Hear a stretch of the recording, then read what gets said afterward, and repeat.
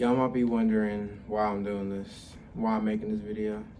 Like, what's the point of doing this? Well, a lot of you knows that I'm dropping an album tomorrow. And if you don't know, well, you know. The title is Heartless, and the main inspiration of the whole project is RJ. And as a disclaimer, this whole video will be a full detailed breakdown of our whole relationship from my perspective.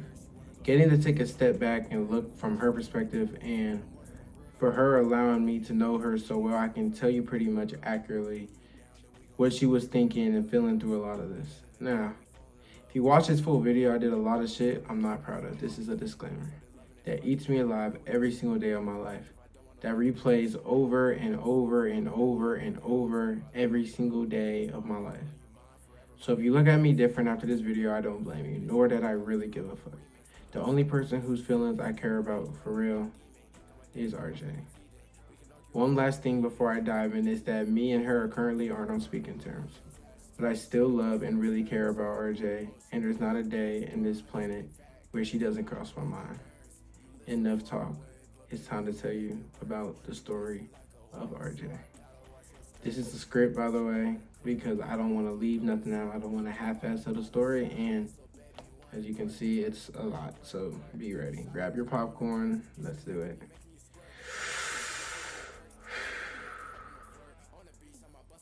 All right. I met my person at Texas Roadhouse. I remember walking in the door, seeing her at the host stand. We made eye contact, and she gave me a dirty look. I had a girl I was talking to at the time who worked at Texas Roadhouse. I just had gotten pretty much out of a relationship with another girl. So my mind was just not on her at the time. Like, not on really thinking I was about to jump into another relationship because, again, I was talking to someone and I just got out of something. And she had a boyfriend. But, so it wasn't like, you know what I'm saying? It wasn't ideal. I thought she was attractive, though. Not gonna lie. And I didn't really try to do anything. And I remember, but just to the point of me saying that I was just got out of a relationship, I recall being home. I was living in Columbus. I recall crying and praying to God for somebody. I don't pray a lot, but I remember distinctively crying over this last girl and praying to God about just to get someone who was gorgeous, who would be all up in my space, who would see me every day, who would rub my back and scratch my head. I was begging that I'd get everything that I prayed for. Like, those specific details or things accustomedly I prayed to God for before the next couple days later, she started working there. RJ showed me signs of that she was attracted to me by telling another joke to a coworker that we were gonna get tattoos together or something like that. And I remember I jumped on it and started low-key flirting with her because I was just like, what she talking like, you know what I'm saying? Just like on some playful shit, not thinking anything of it, it was just whatever. And time passes, and one of my other coworkers was telling me that she straight up said that I was fine. RJ was in cosmetology school and I get manicures. So I remember thinking to myself that I'm gonna DM her, trying to set up an appointment. Like I said, she was in a relationship. So her being loyal to her man, she didn't engage as much as me. I slid into her DM. I remember I was like, oh, when can we get an appointment? Because I had talked about it with her at work, slightly. But she didn't entertain it that crazy.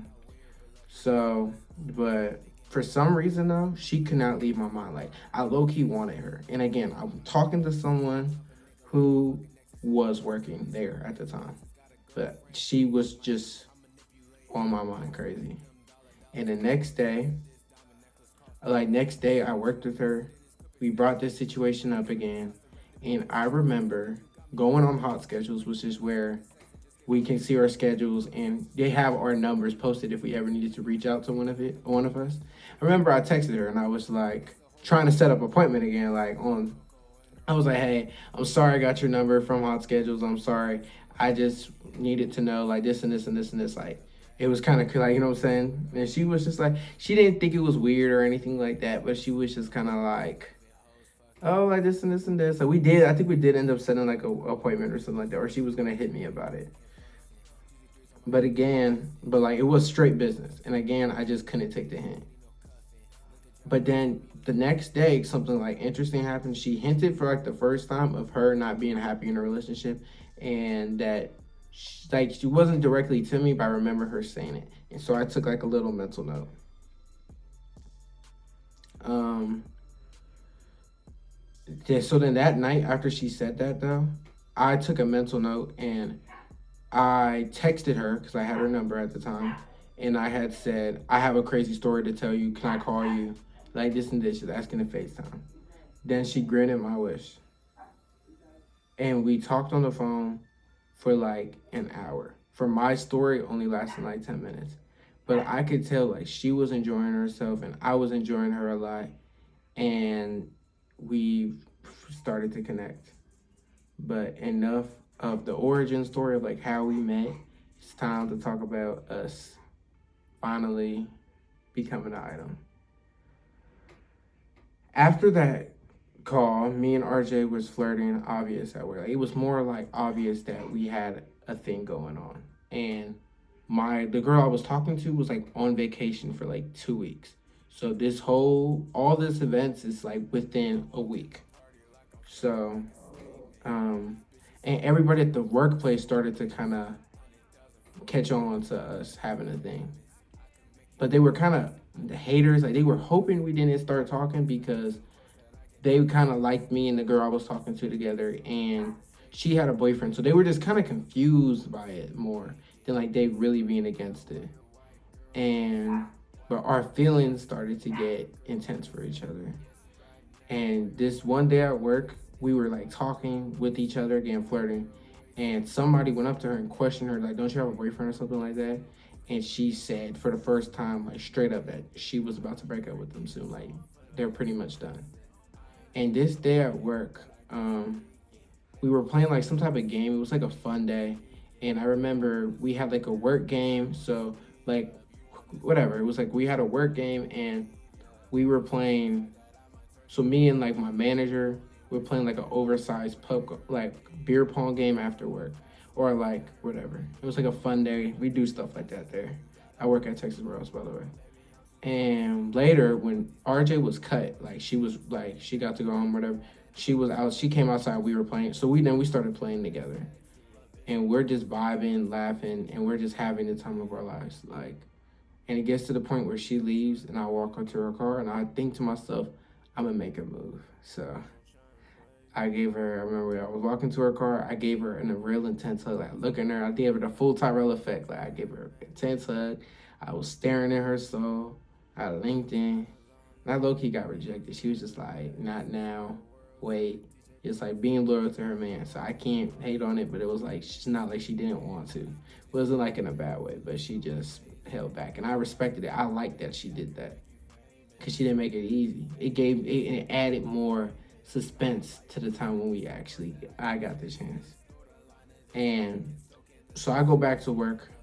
I don't drive, by the way. So I go back, and I'm still playing cup pong, I think, with another one of my coworkers, whatever. She never leaves, I guess. She comes back out, and we're hanging out for a little bit. It's getting later, and I end up asking her just to take me home because I live close. And she took me home. Ended up giving her like another hug when we got there, but I kept it like out of being respectful. I didn't want to like push it, whatever, and I left. And I went home, whatever, that day's over.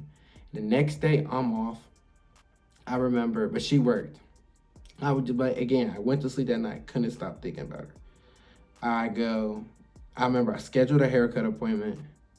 I put on a nice ass outfit. I went to eat with two of my friends who I had no business hanging out with.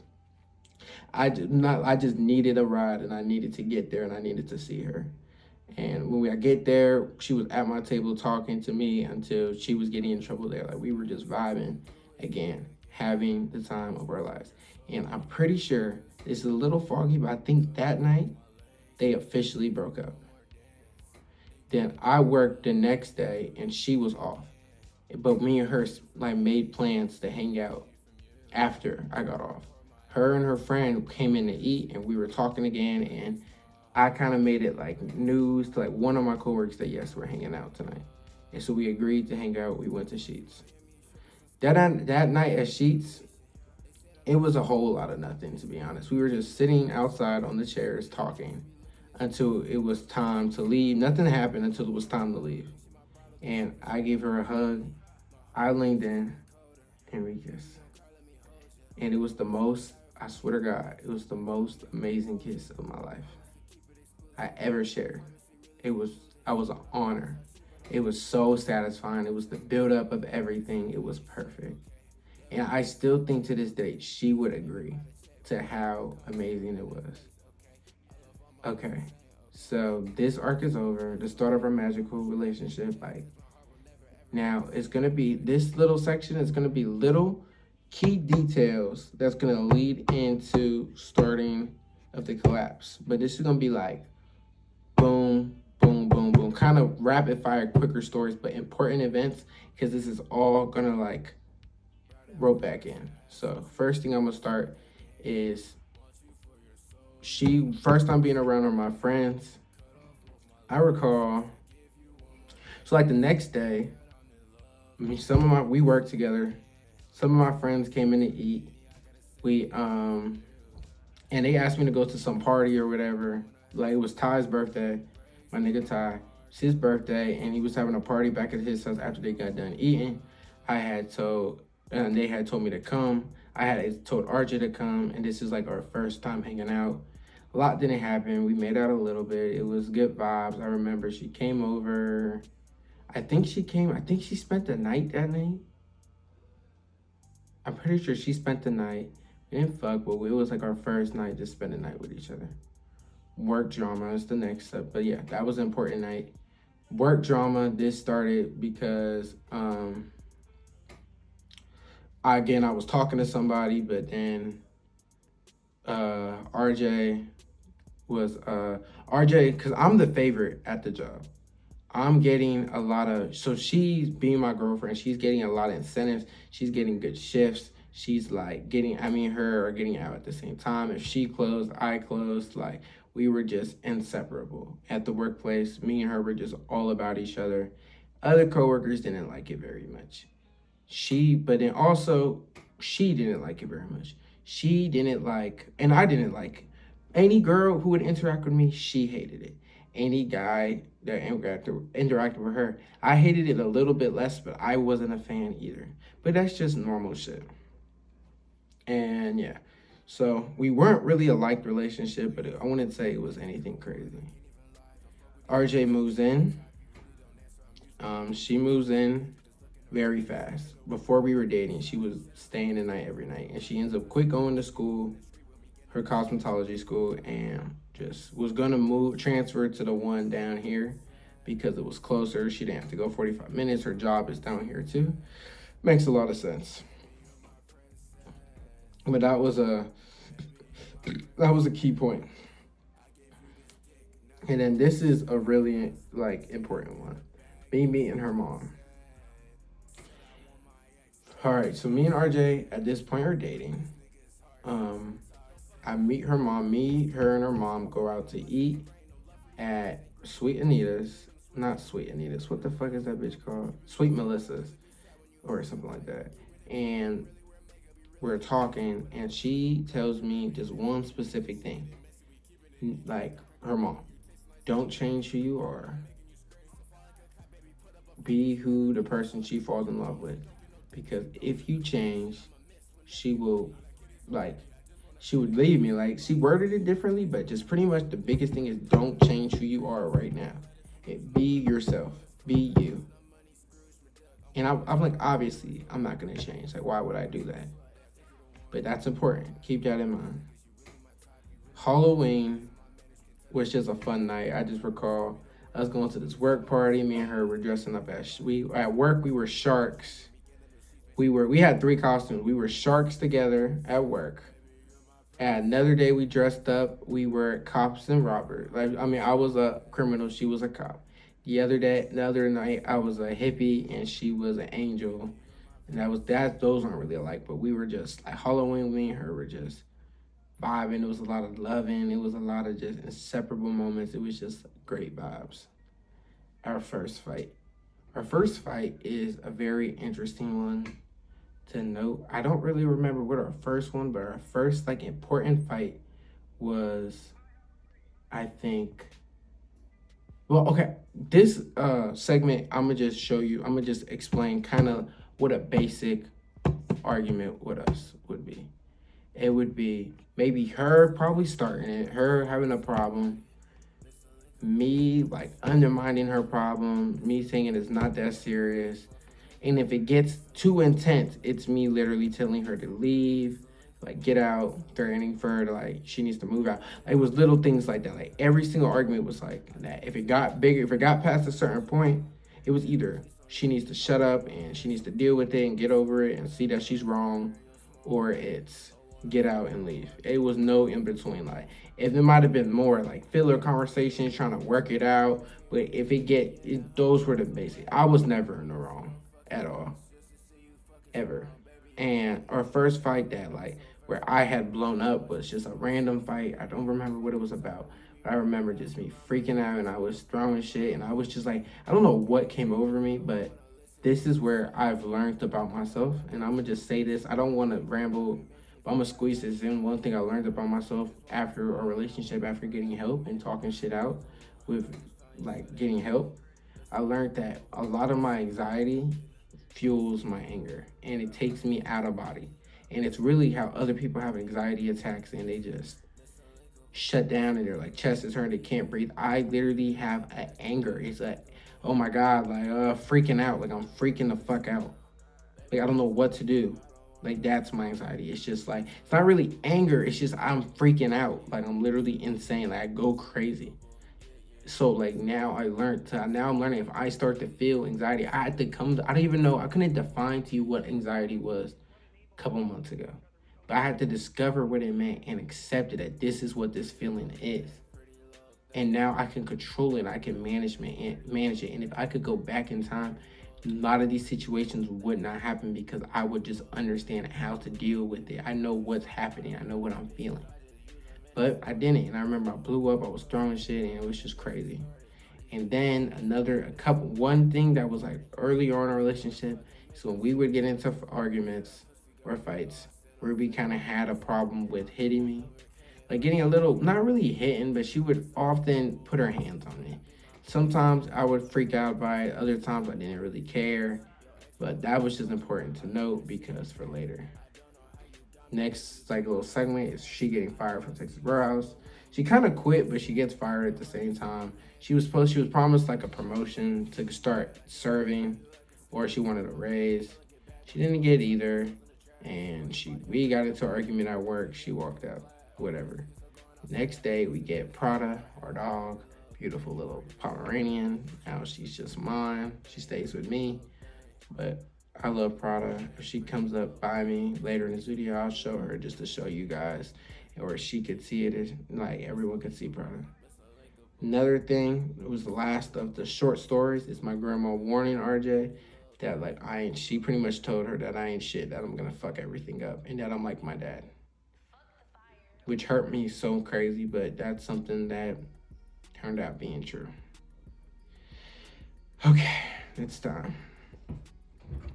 It's time for the saddest part and the hardest thing for me to admit and get off my chest. But here goes nothing. The first thing I like to admit to everybody who's still listening, that one of my biggest problems is that I still feel like I was holding on to a lot of false images of myself. And I was afraid to just be myself, Tyrell Isaiah Richards, the guy that RJ fell in love with. And one of them being is that RJ took my virginity. I am certainly no lame. I received oral sex. I've kissed multiple girls, too many girls to be honest. But when it comes to intercourse, having sex, there has been multiple times that I've had motherfuckers butt ass naked, ready for me, and I'd make an excuse on why I couldn't. Until I was with RJ. I just had to be Mr. Cool.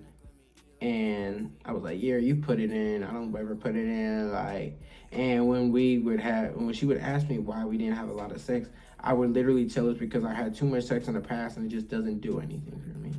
And the truth is, I didn't know what the fuck I was doing. I didn't want to embarrass myself or admit that I'm inexperienced. And So pretty much I would risk my self-image, like my pride to my girlfriend who lives with me, who does everything for me.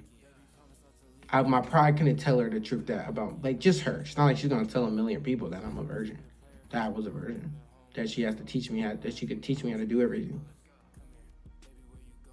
But in my head, like that's like those were the things that just my priorities and my mental space was just fucked up. It was just immature shit.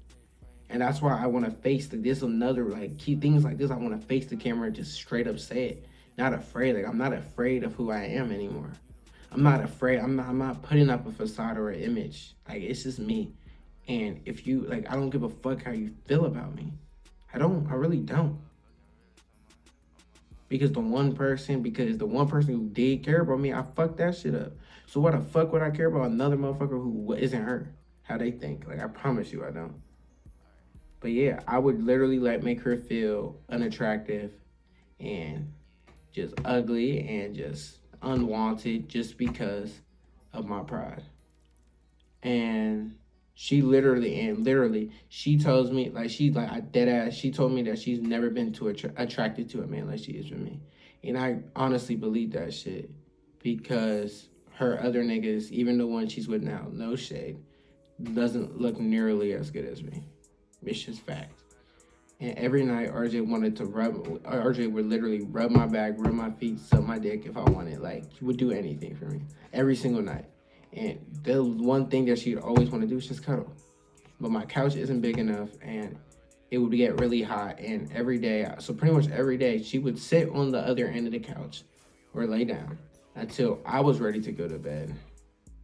And then I would turn against the wall because when I sleep, I didn't really like when I was tired and wanted to go to sleep. I didn't really like to be touched or whatever because I just wanted to sleep. And so she was getting a surplus of a lack of affection. And no matter how many times she brought it up, I didn't give a fuck. It had to be my way. RJ did all the cleaning, did my laundry every day, would buy me things with the penny she'd make babysitting for her aunt because she got fired. She would pay for her car insurance and most of the gas. I would get her right a lot though. I'd put like 20 in her gas tank a lot. Like it's not like I didn't help out when she needed it. I wasn't stingy or nothing, but she would just make shit happen. Like 100%. She'd drive me to work every day and anywhere I'd ever want to go with no hesitation. Now, mind you, to the beginning of the video, this is what I prayed for. Like, this is what I prayed for. This is where I manifested. This is what I prayed to God for, and I got it. I manifested God to give me this girl. This is just everything she's doing. But then I let the devil dictate every single last one of my decisions while I had it.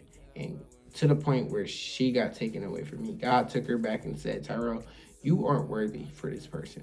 I'm going to give her the strength to leave you because you failed. Every single last challenge, every single last adversity. I wasn't always mean to her, but I wasn't really mean though. There's plenty of days we weren't bumping heads, but it really everything would have to be going my way. And now that you got pretty much how I was during the relationship, now it's time for the end. This is about to get crazy. RJ had a problem we would fight, like I said earlier, where she would get a little physical. Nothing too crazy, but she would only hit me. I think she only really hit me like twice. She would push me other time. And one time she really didn't try to hurt me. I think it was only one time when she did, but it still wasn't that bad. I remember one morning we got into an argument and she threw the AirPods and hit our dog hard as fuck. And the dog ran away crying like she screamed. RJ felt so bad. I was screaming at her. It was the craziest fuck argument. Like, it was like whatever. And she was just fed up. And I know that's like something that I think would relive in her head. Like something she did that was so crazy. But I don't even think I think even our argument, I think that was one of the ones where I don't even think I was in the wrong. Like, I don't think it was like a crazy argument like that, but it just got in there. And I remember going to work that day and I was just like, fuck it. Like I was put off. Like I was like mad. Like I was mad at her. So I came to work And I was just overly happy. Like I was talking to everybody. I was low key flirting with some of the coworkers, like how I used to be when I worked, like how I used to be. And it would continue, like, and everybody was like, "Damn, Tyrone's in a good mood. What the fuck? Like this is crazy." Until, because I was just so put off. Like, I was loyal. I was just like, RJ was the only thing on my mind. Like, I'm not about to talk to you girls. I didn't care. Like, I didn't give a fuck. I didn't want to be friends with them. I had a girl at home. It was just strictly work relationships until somebody questioned me. Like I said, this was going on for a couple of days until somebody questioned me. He asked me, "Are y'all still together?" And I replied with no. We broke up because, and they were like, "Well, why?" I was like, she was abusive and she hit me and she hit her dog and she hit her dog with AirPods. That was what I told them. So I painted her to the public as an abusive, that I was in an abusive relationship. That's a mental note. Take that mental note because it's going to be crazy. I began to be unfaithful and started talking to the coworker I was talking to in the beginning of this again, to the point where I started hiding my phone and texting other girls, and that's something me and her never did. We used to share everything. Her phone was my phone. She would be on my phone all the time. I could be on her phone all the time. It didn't matter. And it would get to the point where she would point it out, like, why are you so defensive of your phone? Why is your password changed? Why is your background changed? And I could literally, the way I just had her, I could just literally make it her fault. By the end of an argument like that, she'd apologize. Like, it was crazy. All right, but now it's time to get to the night that changed everything. Like I said, I was talking to my other coworker again. It was a regular night. I was playing Madden, and Archie had a long day. I think she was babysitting or did something earlier that day. So she was sleeping on the couch. Maybe, no, I don't even think it was like 9 o'clock. I think I was up very late. And I was waiting for my friend. We were in a Madden franchise. So I was waiting for my friends to finish their game. And I was texting away on my phone because she was asleep. I didn't have to hide anything. And like I said earlier, so then, okay. But there was rumors. But then a rumor started at our job that the coworker I was talking to was messing with another one of my coworkers. So me and her were having a full-on argument about it over the phone, by going back and forth. And I guess RJ was kind of awake, peeping, like me texting, and so then she had kind of woke up and questioned. First thing she said when she woke up was who I was texting. I remember I kind of got mad at her for asking, like, again, making it her fault. Like, you wake up and you want to argue over who I'm texting and this and this and this and this.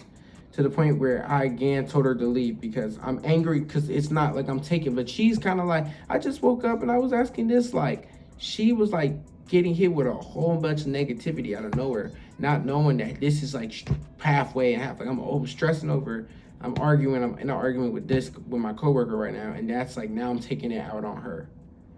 And so she's trying, so then again, but I'm like mad. I'm like I'm overly mad. And it was to the point where I was like pulling her stuff out, like pulling her clothes out the drawers and like throwing them and shit like that. And she was like, I remember she was touching me, like trying to get me to stop. And I was like, don't fucking touch me.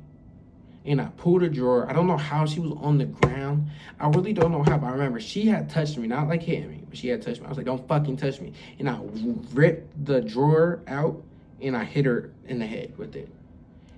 Now, I really wasn't, truthfully, trying to hit her. But it was like, because if I really try to hit someone with this drawer, like the way my drawer is, like, it would knock you the fuck out. I really, or leave some type of mark if I really was trying to hurt. But it was like one of those things, like, if I hit you, good. If I hit you, I didn't give a fuck. If I didn't hit you, I didn't give a fuck. Like, it just happened to do it. Like, I wasn't trying to miss her. Like, but I wasn't trying to hit her. I've completely lost my mind at this point. I'm screaming and I'm advocating over and over again, telling her to get out, but she's not leaving because she's not leaving because she's knowing, like, from her perspective, this shit isn't that deep. And we always tell each other, like, we're never leaving each other, like, no matter what. Like, she's just waiting for this to pass, but I'm just overly mad because I'm stressing. I pin her down. I remember it gets to the point where she ends up hitting me again. Like, at one point, like, we're just arguing back and forth. And I remember I pinned her down and I said, if you put your hands on me again, I swear to God, I'm going to punch you. She tested my gangster and I struck her. Not that hard, but it was flush. And I immediately kind of snapped back to reality like that. But I wasn't already, I wasn't like, I remember I was comforting her after that a little bit. But I was like, I did warn her to not touch me again. She did like a little smack. She wasn't nothing crazy, but it made me, she did what she did. And I realized what I done, but I didn't care. I called my mom and kind of tell her, you need to get Ruby out the house. Damn. You need to get RJ out the house. And she was too tired to comprehend what was going on. She just hears you hit her and just like, you can't do that. So I hung up on her. She begins to like pack her stuff and leave. And I remember I snapped. That's when I really snapped back to reality. And I started telling her to not go. I'm kissing her and I'm hugging her and covering her, but I could tell she was kind of off. Like, whatever. You would think shit would change after this if we're gonna like stay together and it'd be better, but it really wasn't. A week later, we got into an argument and she goes to her parents' house and tells them about the fight. Cause we got into like a big argument over not a big argument, but it was an argument over, it was like oh shit. It was like a semi-big argument. And so then she ends up going to her parents' house and tells them about the fight. And then she tells them that she wants to move back and she tells me she wants to move out and take a break. It was the night of the Super Bowl. We had watched every game together and playoffs together, and every game of the playoffs together. And reality finally hit me that my actions are starting to take a toll on my relationship. Just to this point, after everything, this is what's done it. I'm losing my fucking soulmate. I'm freaking out. I'm crying in her arms, begging her to stay, kissing her, loving her, but her parents are in my house at this point. She packed a bag, but before she left, she told me she was going to be back tomorrow, so I let her go.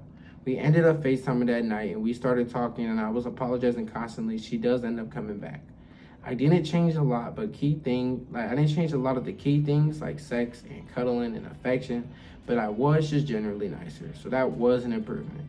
But even when she came back, the truth is that my girlfriend was far gone. That girl, that meant the world to me, was gone. She was confused. She was scared. She was scared of me, and she was confused on who I was as a person. I wasn't being a person she fell in love with, who her mom told me earlier, if you guys remember, told me to not change who you are. And it did a full 180 on me. And it gets even crazier. It's time for the breakup. For all the crazy stuff y'all probably heard, it's just gonna be hard. For all this crazy stuff y'all probably heard, you probably think it's gonna be a crazy fight to end it off, but no. But I'm gonna tell you what led up to the ending. RJ started working again. She got a job at Outback. I joked at her one time about her finding a new Tyrell and replacing me like she did with her old dude. Because you remember, she got a new job. Her and her relationship fell off. Me and her started talking. She left the dude for me. So I made a joke about it. And she told me she'd never do that, which obviously I believe because she gave me like she would never cheat vibes. One thing about her job is that she told me she hated it so much. And she repeatedly, like every single day, she would tell me how bad of a day she had and she hated it. Every time I was off, every time I was off, I would pop in to see her. Like if she was still there and I get off work, I would pop in to see her because it would make her happy. So I was being kind of nice. But one day I was going out with my friends and she wanted to go to a work party and I was confused on why the fuck she wanted to go because all she did was complain about it and just she told me, and all she did was complain about work. She told me that I just don't want her to ever leave the house before, like she told me she just, you know what I'm saying, kind of gaslighted me. It was like, you don't ever want me to leave the house. But old me would have made it an argument like, motherfucker, like, no, like this and this and this and this. Like, why the fuck do you want to go to a work party? But me kind of being calmer, being nicer, me improving on some aspects. I was just like, have fun, babe, like this and this and this. I remember I get home from dinner with my friends, and like 3 hours later, 3 hours later, she gets out this, she comes home. And she's telling me she had a great time. She showed me videos of her turning up. And I'm just like, I'm happy for her. She deserves it. I'm really not. At the same time, though, I'm like, I felt kind of off about it, but I'm just like, she deserves to have fun. I'm glad. Then the next morning, I wake up and I'm sitting there watching TV, and me and her are just kind of talking normal. And then she asked me, why did I try to grab her phone last night? Which I'm telling you right now, I did not try to grab her phone. But she was sure on it. Like, she really in her head convinced herself that I did. And then I asked her, but I really didn't. Then I asked her, like, this goes on for like longer than it should. It was like a 20-minute conversation. And I asked her, like, is there something, like, generally, like, nice with, like, just tell me, is there someone in your phone that you don't want me to see? Because maybe that's why you're on edge about it. You're feeling guilty. She was like, no, I would never cheat, blah, blah, blah. So whatever. So then a couple of days later passed. RJ started therapy, and she comes home moving very frantic. Like, she was like stress cleaning, and I questioned her, like, what is going on with you? Like, what's wrong? And she was like, I need to get medicine from my parents' house. I ran out. And I'm just like, bet, go get it. Like it's so, like, go get it. Like, come back soon. And she was like, okay, bet. She takes the dog because her siblings like the dog. I give her a kiss goodbye, and she leaves. So then I'm texting her. She's not. I text her, like, I remember sometime, like maybe an hour later, she didn't answer. I'm calling her, she's not answering, and I'm kind of confused because I'm getting confused because, like, she always, and no matter what the fuck she's doing, if she's with her family or chilling, whatever, she answers the phone. And my anxiety starts to tweak, so I start kind of spamming her because her location was at a house I don't know, but she told me it was her aunt's house, which it was her aunt's house. Then I still don't know why she's not answering. So then I still don't know why she's not answering because hours passed at this point, no response. So then I go on her iPad and I see some guy with the same emoji as me who works with her or is associated with her job, and it breaks my heart. This dude is an absolute cornball, texting her like he's in Shakespeare, but to me, that just was showing me how numb she was to blind affection. This dude was talking like an absolute cornball white boy. Like, he was a white boy, but he was talking to her like a cornball, like beyond corny. Like, but I think that's just how, but the fact that that worked on her just shows you how drained she was of just that type of affection. Not my calculated, too cool for school. Like, she just needed that tight. How I was when I first started there. Like, when we first started dating. And yeah, that soft shit, that soft shit that I would do all the time. And after that, the iPad, I look at my iPad, he sends her his address. And yeah, but earlier she had turned her location off too. So I have to say that. As I'm spamming her phone, she turned her location off. I began in 20-degree weather with no shirt on. As soon as I seen that, I started running towards this house. I don't drive. And my goal is really, in my head, I'm telling myself, I want my dog. Why the fuck did she take my dog? If you're going to leave me, why did you take the dog? And I guess that's why she ends up going to her aunt's house to drop the dog off. But then I get there, and this is where I feel like she gets scared of me. And this is why we're not in speaking terms now, or can't even like we couldn't even have this conversation about like talk this shit out. I had to really reflect to come to this conclusion. But I'm spamming, I'm banging at this dude's door. I'm screaming, I'm threatening to slash her tires, I'm talking shit. And because she did cheat on me. Like, you can't take this away. Even though I think she was justified and she's really strong for getting out of this relationship, and I could never have grown and be this person I am today and realize my self-worth and learn that Tyrell is important and being myself is important, that I'm a beautiful human and I should just be myself and people will love me for myself. I would never learn that if it wasn't for her in this situation and her escaping. But yeah, and Yeah, she cheated on me. So yeah, she cheated on me. So I feel like that was part of the reason why she never faced me, because she would never admit to anybody after this. Well, hold on. I'm getting too ahead of myself. So then the cops end up being called. And I'm begging at this dude's apartment. He's in an apartment. So some of his neighbors just call the cops, talking to the cops. We're chatting. Nothing crazy is happening, but we're just talking. I tell him the situation. I didn't break any law or nothing like that. I end up going home that night, and yeah. And just like that, it's pretty much the end of our relationship. Like I haven't spoke to her since this moment. And yeah. And what's crazy though is that, like I said though, when people asked her why we broke up, she would say Tyrell was abusive. Tyrell was abusive. It's crazy. Even though I wasn't abusive, I hit her. I struck her one time, and that's not why we broke up. It's because we stayed with each other like 2 weeks after that fight. She moved. She left. She literally left and moved back in after that fight. But that doesn't mean that. But isn't that crazy that earlier I was saying the reason why we broke up is because she was abusive. Even though she wasn't abusive, we just got into one fight. But it's crazy. Like this is something she wouldn't even know. But this was all energy I put out in this world. All the negative energy I put out towards her name literally came back and bit me in the ass because it was just because it was my actions. It's literally my fault. Literally. I manifested her in here, my life, to do all these things for me, to be the girl of my dreams. I get the girl of my dreams, and then I put negative energy. I manifested negative energy into the world, and that shit came right back.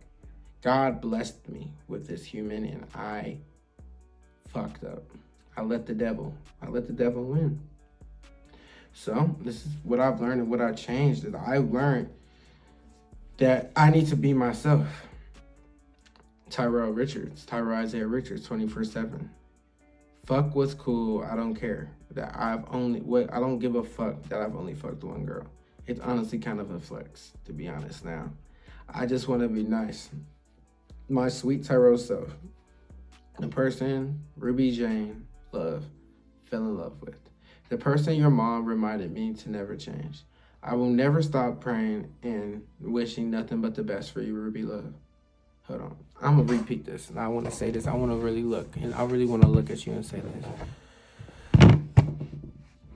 I've learned to be yourself 24/7. Fuck what's cool. I don't care. I've only fucked one girl. It's honestly kind of a flex. I just want to be nice, sweet Tyrell 24/7. The person Ruby Jane fell in love with. The person your mom reminded me to never stop being and to never change. I will never stop praying and wishing nothing but the best for you, Ruby Love. I still love you so much and would do anything to make this right for you.